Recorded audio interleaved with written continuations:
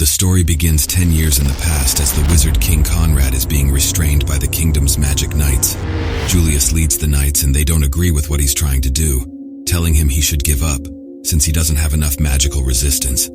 Conrad's remarks serve as an anchor for the story. He thinks that they are responsible for wrongdoing in the kingdom. The Clover Kingdom is unbalanced. Activating his key magic, which opens countless doors and releases his magic and break him free from his restraints, a knight named Miriana charges at him, but he easily blows her away, and they realize he wields the Imperial Sword. There is an intense battle, and Conrad insists he will create a new world where everyone respects each other and can laugh together. Conrad attack Julius and the Magic Knights. They try to fight back to save themselves, however. Conrad strikes them with the mighty sword, the Imperial Sword of Elducia, and everyone falls to the ground. At this moment, Julius decides to seal Conrad's magic to save the kingdom from his own magic. As it destroys any future encounters, Conrad becomes furious because Julius denies his existence and tells him that he will lose his Imperial Sword if he seals it. Julius, on the other hand, no longer possesses sufficient strength to fetch the weapon, and he is saddened by the loss of their national treasure. Thus, as the next Wizard King, he takes full accountability for the seal. He continues to seal Conrad away. Conrad is not willing to give up, even in his last moments, but he ends up being sealed away, making him vanish in front of them. 10 years later, the kingdom is at peace, and they are holding a great tournament to decide who is the strongest among the Magic Knights, each of the 9 magic squads. There are 9 squads of Mage Knights, consisting of specialized battle mages under the supervision of the Sorcerer King. The strongest mage from the first squad of Mage Knights will ensure the peace of the Clover Kingdom every day. 9 squads of skilled battle mages under the watchful eye of the Sorcerer King eagerly anticipate this momentous occasion.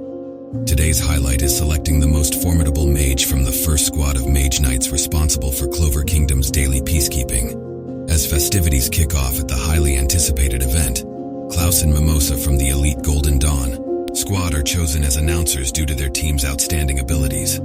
In a crowded arena filled with eager spectators, Yuno, the handsome vice-captain of the Golden Dawn squad, boldly enters as a strong contender for round 1. Asta is in exile due to the trial with the devil. Asta enters the battle arena wearing a mask, and no one recognizes him. He calls himself the Masked One. It's impossible for anyone to participate in the tournament under such a ridiculous name, but he wants to mock Yuno. In the first round, Yuno stands against the Masked One. The match begins and Yuno opens his grimoire, uses powerful wind magic. Against Asta, Asta takes out his mighty sword and cuts the spell in half, along with all of its enchantments. Yuno realizes his opponent is actually his friend Asta was there at that moment.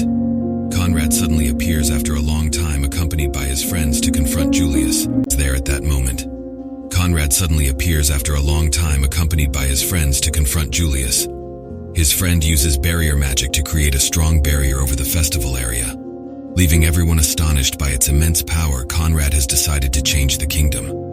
Severing all communication between the event and the wider world, Julius is approached by Conrad because he has only a small portion of his lost strength. Magic ability. Julius is surprised by this because he didn't expect Conrad is going to show up again. He hoped Conrad wouldn't get involved, with killing him and destroying the seal. Conrad says it's time to finish what he started. He approaches Julius, who now has a much shelter appearance, and it seems that after an intense battle in which he lost most of his power comes from the seal on Conrad. Weakened, allowing him to break free, tells Julius he intends to carry out his plan, and his companion sends countless magic soldiers into the crowd. Princess Persia appears, giving orders to her soldiers. As the time for them to seize control of the Clover Kingdom has come, she uses her army's magic to strike the objects at the festival, transforming them into robots to kill the people. Present fear grips everyone, and they flee from the robots. One of the robots attempts to attack the old man, but Asta saves just in time. He fights against the soldiers with their swords, and he checks on the old man and then goes on to continue his fight against the robots. Until everyone is evacuated from the area, Klaus tries to use his magic to break the barrier but fails. Asta destroys many robots until he is struck by one of them, unaware of why they are specifically targeting him. Then Yuno engages in a fight with Asta. He fights against the soldiers with his swords, and he starts getting targeted, but he is saved by his friend Noel, angry at Asta for not informing her that he would participate in the festival. She tells him that everyone's magic power is getting absorbed, But Asta can't feel it because he actually has no magic powers himself. She knows that losing a little magic power doesn't mean anything to her, as she comes from the royal family. It means that Asta has to exert more effort than anyone else here. Noel asks him not to get carried away and assures him of her support, and they proceeded to continue the fight. He is overwhelmed by a large number of robots that try to kill him. He manages to break through the siege and eliminates them all. Conrad's 3 companions approach, and Julius recognizes them as Wizard Kings. Of the past, they were all stripped of their titles for being too savage, but Conrad revived them using the power of the Imperial Sword. Now these 3 are his strong supporters for his cause. As they plan to create a new world, Asta kills all of Princess Persia's soldiers, even though he doesn't possess any magic power to begin with. He is peculiar and intriguing. Asta doesn't understand their intentions precisely, but he knows they are villains, so he will defeat all of them. Afterward, Conrad's friend uses the barrier magic to unleash it on Asta, cuts through his attack, and they find his ability to neutralize magic shocking. Everyone, including Conrad, is excited that he found a new game to enjoy.